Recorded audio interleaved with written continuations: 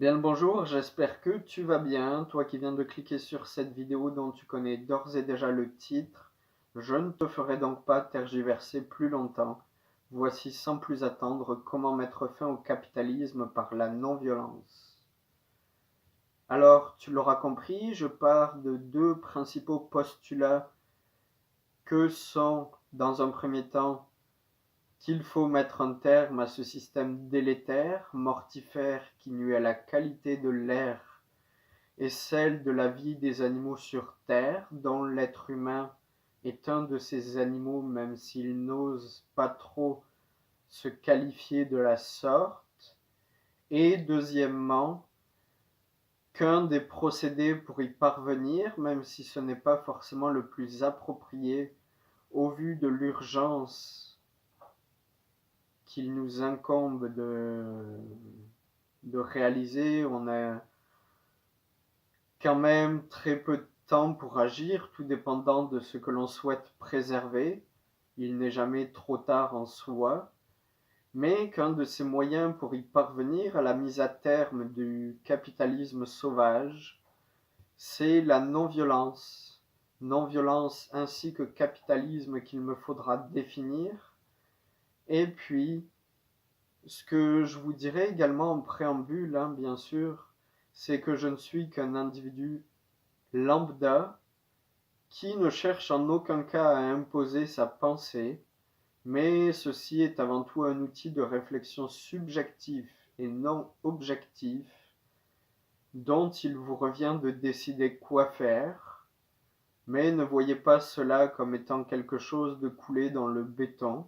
Je peux très bien, suite à cela, changer d'avis, peut-être même ne pas poster cette vidéo si le cœur ne m'en dit pas que je trouve que ce n'est pas assez correct ou peu importe. Donc ceci est évidemment subjectif, faites-en ce que vous voulez, mais ne prenez pas cela pour acquis.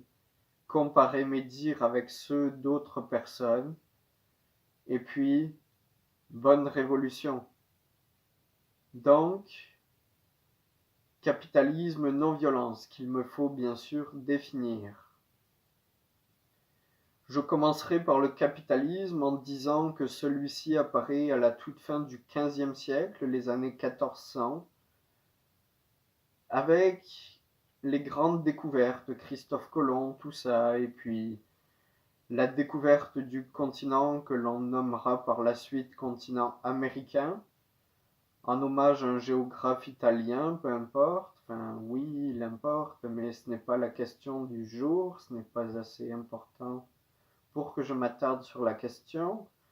Le capitalisme, donc, qui repose sur l'exploitation des ressources humaines et naturelles. Naturelles, c'est visible, humaines aussi. Bien sûr, parce que, ayant vidé le continent, les territoires où s'épanouissaient des populations autochtones, les Premières Nations qui furent décimées par l'arrivée des Blancs, des Européens. Suite à leur éradication, il y aura ce qu'on appelle le commerce triangulaire, la traite négrière. Que sont donc des ficelles, comme je pourrais dire, employées par le capitalisme, des cartes employées par le capitalisme pour construire sa richesse qui est celle que l'on connaît aujourd'hui, même si celle-ci est probablement en train d'arriver à un terme. Donc le capitalisme apparaît 2 siècles environ, même 3, 2 et demi on va dire, avant les dites démocraties fondatrices, que l'on doit aux philosophes des Lumières, des nobles qui se firent nommer démocrates par l'élite monarchique bien que eux-mêmes rejetaient cette appellation et qu'ils préféraient opter pour celle de républicains. Je ne prends pas le temps de féminiser car cela n'a pas forcément lieu d'être à cette époque-là, époque du XVIIIe siècle et non celle du XXIe où l'on est dorénavant. Donc, si je prends le temps de vous regarder ou de regarder le paysage plutôt que la noirceur de mon cerveau, le capitalisme apparaît avant les dites démocraties fondatrices. Ces mythes étaient d'ores et déjà là avant que de nouveaux mythes, que sont ceux des droits, droits universels de l'homme, avec un grand H, dans lequel on est supposé inclure la femme, mais aussi bien nommer la femme aussi, car il n'y a pas lieu de l'exclure. Ces droits-là qui nous ont été conférés au XVIIIe siècle suite à des révolutions, encore une fois, dites fondatrices, eh bien, cela ne l'était pas tant que ça, étant donné que le système parlementariste apparaît dès le XIe siècle et que ce n'est en aucun cas une invention moderne. Les démocraties aujourd'hui sont loin d'en être. Ce n'est pas en votant tous les 4 ou 5 ans que l'on exerce un quelconque pouvoir démocratique. Mais voilà, je reparlerai éventuellement de la démocratie dans une autre vidéo ou un autre texte, ou peu importe. Donc le capitalisme, son principal, sa principale figure de proue, c'est qu'il se base sur l'exploitation des ressources autant humaines que naturelles. Il y a eu différentes ères industrielles qui se sont succédées depuis ce temps-là, et des mythes qui ont perduré, qui se sont accentués, jusqu'à donner sa forme la plus évoluée ou la plus archaïque, qui est le néolibéralisme qui apparaît dans les années 70, premièrement en Amérique du Sud,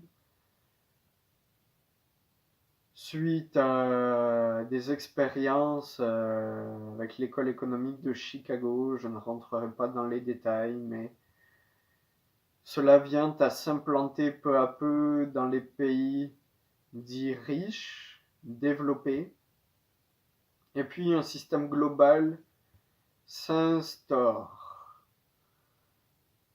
Donc, ce système global repose encore une fois sur l'exploitation des ressources naturelles et humaines, bien que l'on puisse inclure l'humain dans le naturel et juste parler d'exploitation naturelle et non de bouleversement naturel qui sont la conséquence de cette exploitation à outrance.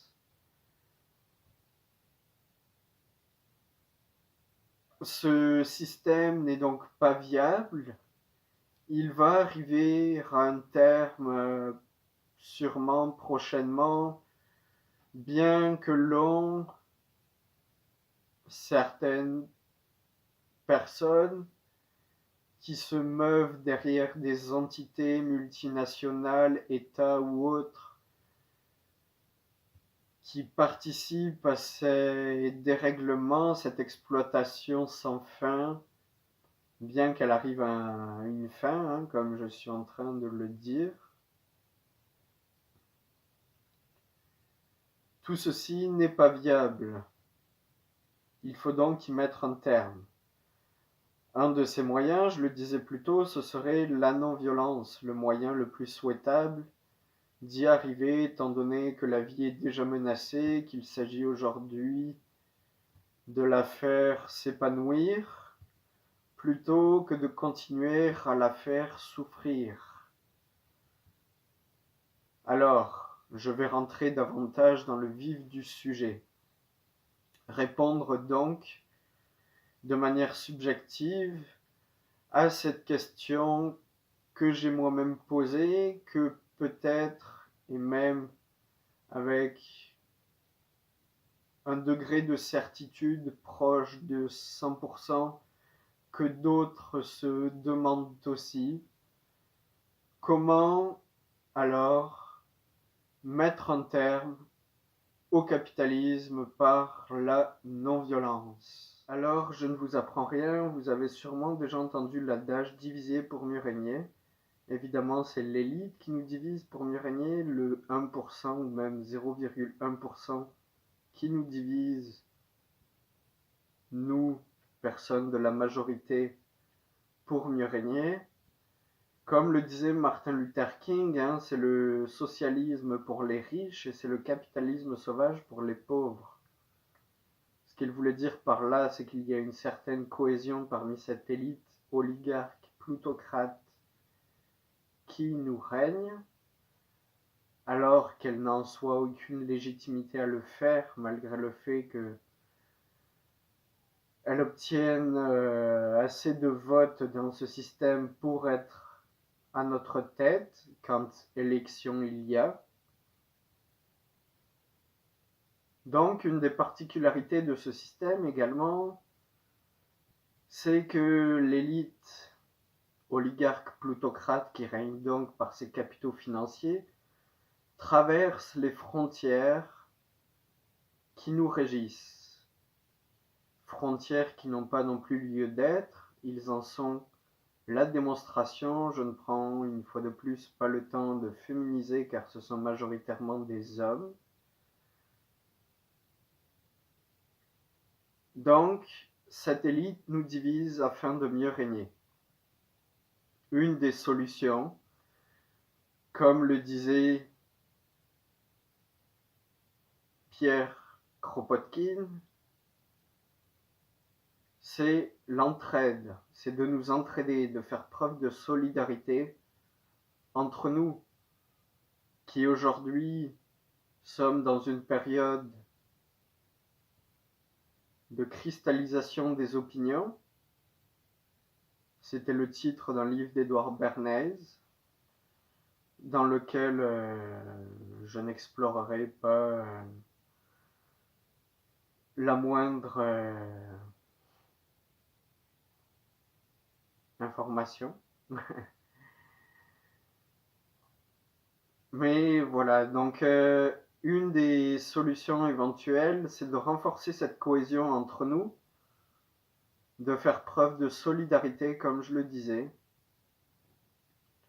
en particulier en faisant valoir nos droits, droits que l'on a et que l'on a reçus à notre naissance, peu importe le lieu où l'on est né, ceci depuis 1948, étant reconnu par l'Organisation des Nations Unies, l'ONU. Donc, que l'on soit né au Bangladesh ou au Canada, cela a priori ne devrait pas faire de différence quant aux droits. Pourtant, on voit bien que ceux-ci ne sont pas respectés, même pas du tout. Même dans les pays dits développés où l'indice de développement humain, l'IDH, est assez élevé, où la qualité de vie est supposée être bonne, nos droits fondamentaux ne sont pas respectés. Donc, alors là, je vais prendre un petit raccourci personnel. Il y a quelque temps, et je ne l'ai toujours pas fait, ça pourrait se faire éventuellement un jour, avec une forme de consensus avec d'autres personnes. Mais bref, je souhaitais démarrer une organisation, un groupe qui se serait appelé GARD, un acronyme pour Groupe d'action pour la reconnaissance des droits. Ce qu'il faut, c'est faire des recours collectifs. En France, le gouvernement, suite à l'initiative du siècle, a été reconnu coupable d'inaction climatique. En Allemagne, c'est à peu près similaire depuis 2021. Donc, nous avons des recours grâce à ces fameux droits. Éventuellement, et même idéalement, il faut les faire valoir à plusieurs plutôt que seuls pour avoir davantage de pouvoir. Alors, si je prends l'exemple ici au Canada, au Québec, c'est la tête couronnée, ici Charles, depuis très peu de temps, qui est l'autorité morale, le citoyen ou la citoyenne lambda n'ayant pas de droit moral. Ce n'est pas en son pouvoir aux citoyens de pouvoir questionner la moralité d'une politique ou une autre, mais l'on a droit de faire circuler des pétitions qui peuvent demander, par exemple, c'était une pétition justement, l'initiative du siècle au tout début, qui a récolté plus de 2,3 millions de signatures en très peu de temps, en un mois, c'était un record.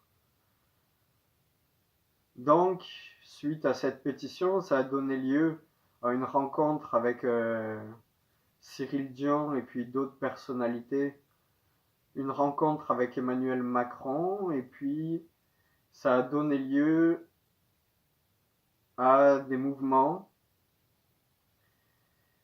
démocratiques pour... là tout de suite je me souviens plus du terme, mais je pourrais vous le mettre dans la description si j'y pense. C'était un exercice démocratique où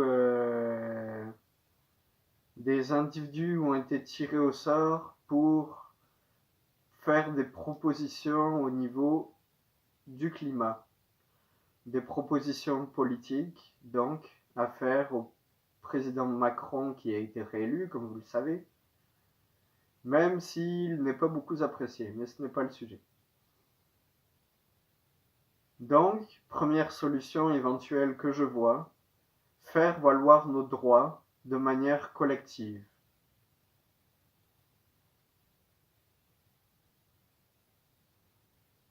Deuxièmement, ce qu'on peut faire de manière non violente, car c'est ici l'objectif,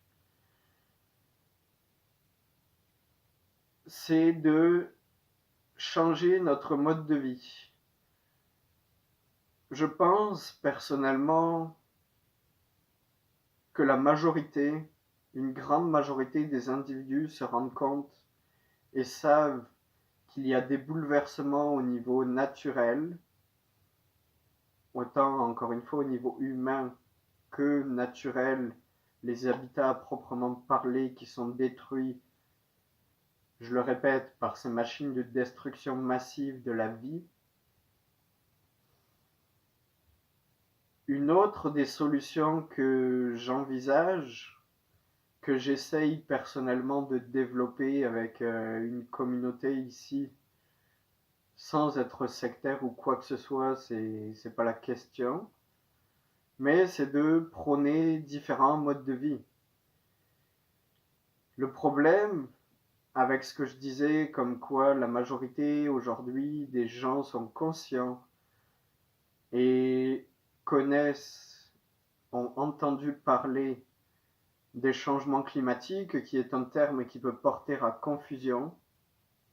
Je reviendrai là-dessus plus tard dans une prochaine vidéo. C'est qu'on est tellement pris, engagé dans ce mode de vie capitaliste que l'on ne sait plus comment en sortir. On est dans un quotidien engageant où cela nécessite de nous que l'on aille travailler pour gagner notre croûte, notre pain.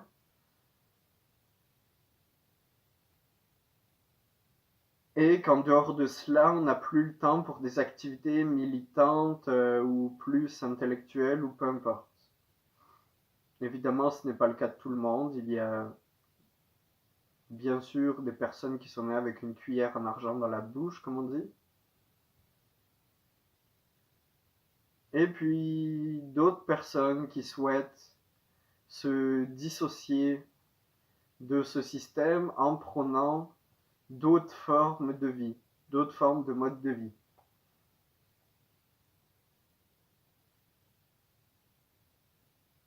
D'autres formes, évidemment, de formes de vie qui sont en lien davantage avec la nature, comme pouvaient l'être les populations autochtones jusqu'à il n'y a pas si longtemps. C'est très récent, l'établissement de ces pays-là en Amérique, que l'on appelle parfois Nouveau Monde, sans même prendre en considération tout ce qu'ont pu vivre les populations autochtones sur ces territoires, que l'on ne prend même plus le temps de respecter car ils représentent une faible minorité de la population, environ 2%.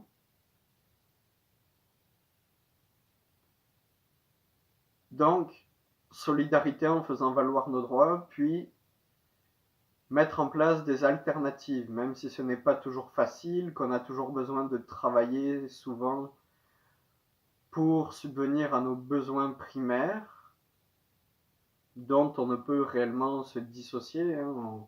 On a besoin de manger, de dormir, de boire, tout cela. On a même des besoins qui sont considérés comme essentiels, avec le PAGIEP, pardon.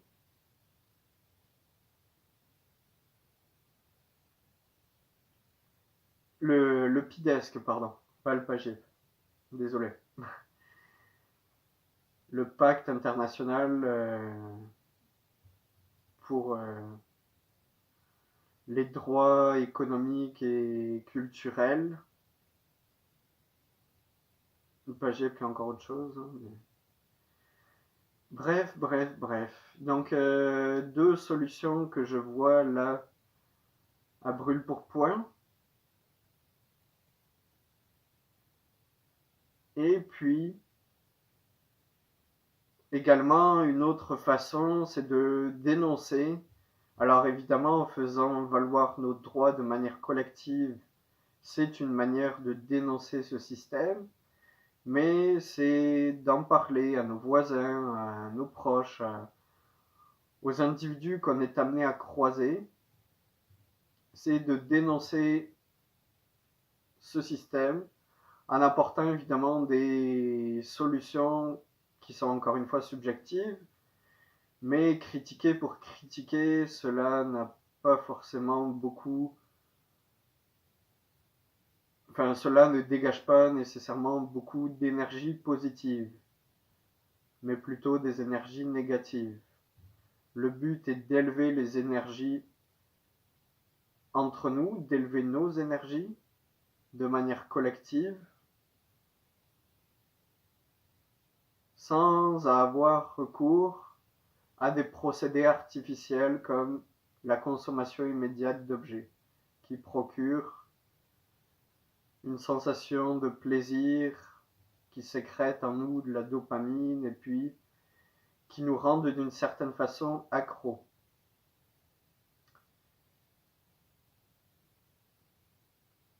Alors, comme je vous le disais, ceci est très subjectif et n'a aucune prétention à être une solution clé en main pour mettre fin au capitalisme par la non-violence. Je n'ai pas vraiment pris le temps de définir la non-violence, qui est un concept facilement compréhensible, mais cette notion-là peut être remise en question dorénavant avec l'urgence, comme je le disais plus tôt, qu'il nous incombe de réaliser parce que nous sommes confrontés à court terme à des changements brutaux.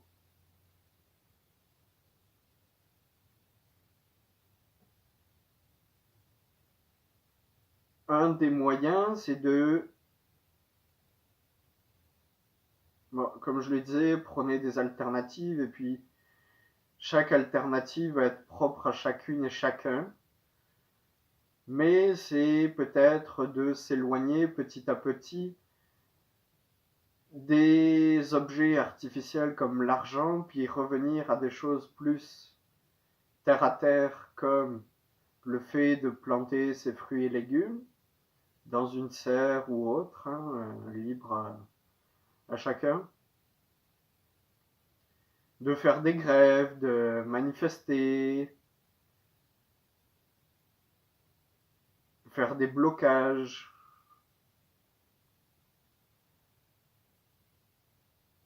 Donc voilà, comme je le disais plus tôt, hein, ceci ne se voulait pas exhaustif, complet, puis j'arrive à terme de cette vidéo-là, donc j'espère que ça vous aura plu.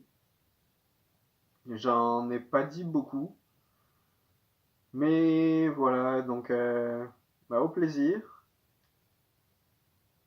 d'échanger avec vous, de vous retrouver dans de prochaines vidéos. Et puis, c'est tout. Donc à bientôt. Ciao, ciao.